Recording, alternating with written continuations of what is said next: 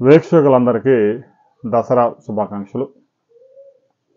దేశంలో విద్యార్థుల ఆత్మహత్యలు ప్రతి సంవత్సరం పెరిగిపోవడం ఆందోళన కలిగిస్తూ ఉంది. 1985 వరకు దేశంలో దాదాపుగా మొత్తం ప్రభుత్వ రంగంలోనే విద్యా విధానం అంతా కొనసాగేది. 1985 తర్వాత ప్రైవేటు రంగంలో పెద్ద ఎత్తున స్కూల్స్, కాలేజీలు పుట్టుకొచ్చాయి. ప్రస్తుతం అయితే యూనివర్సిటీలు కూడా.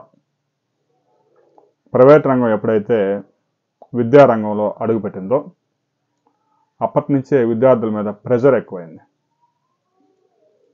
తల్లిదండ్రుల యాస్పిరేషన్స్, వారి యొక్క ఆకాంక్షలన్నీ పిల్లల మీద వేసి రుద్దుతూ ఉన్నారు.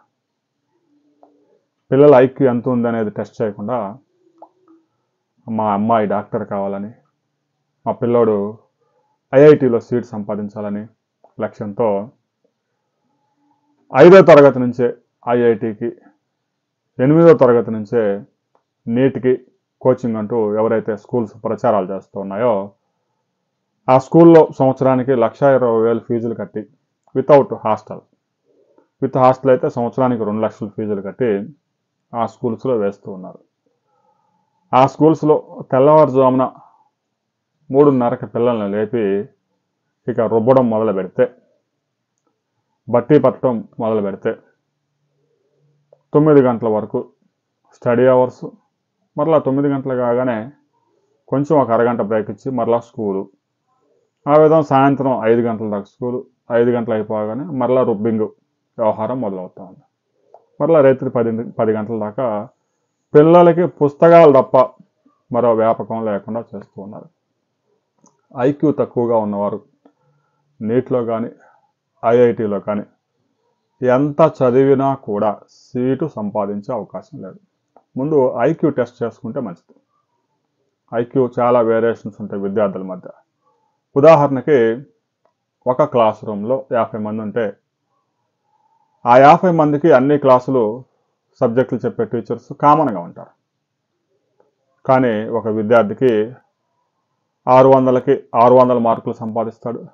మరో విద్యార్థి 300 కూడా రాకుండా ఫెయిల్ అయ్యే వాళ్ళు ఉంటారు. దీనికి కారణం ఐక్యూ. పిల్లల్లో ఉండే వాళ్ళ యొక్క ఇంట్రెస్ట్లో కూడా తేడా ఉంటాయి.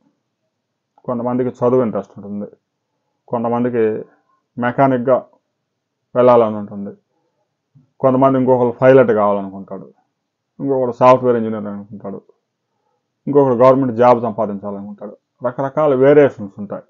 దీనివల్ల ఒకే క్లాసులో విద్యార్థులకి రకరకాల మార్కులు వస్తున్నాయంటే కారణం ఇదే. హాస్టల్స్లో ఉండే చదువుకునే 50 మంది కూడా ఐక్యూస్ వేరియేషన్ ఉంటాయి. కాబట్టి విద్యార్థుల మీద ఐక్యూ టెస్ట్ లేకుండా వారిని ఐఏఎస్ చేయాలనో, ఐపీఎస్ చేయాలనో, నీట్లోకి సీట్ సంపాదించే విధంగా చేయాలనో, ఈ విధంగా వాళ్ళ మీద ప్రెజర్ తీసుకురావడం వల్ల ఉపయోగం లేదు.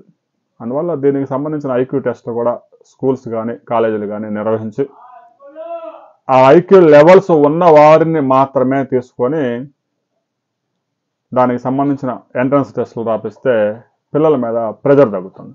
అలా కాకుండా మొత్తాన్ని డబ్బులున్నాయి కదా అని రాజస్థాన్లోని కోటాకు పంపించి నీట్ పరీక్షలు రాపిస్తే ఉపయోగం ఉండదు. 2014లో దేశవ్యాప్తంగా 8,156 మంది విద్యార్థులు ఆత్మహత్యలకు పాల్పడ్డారు.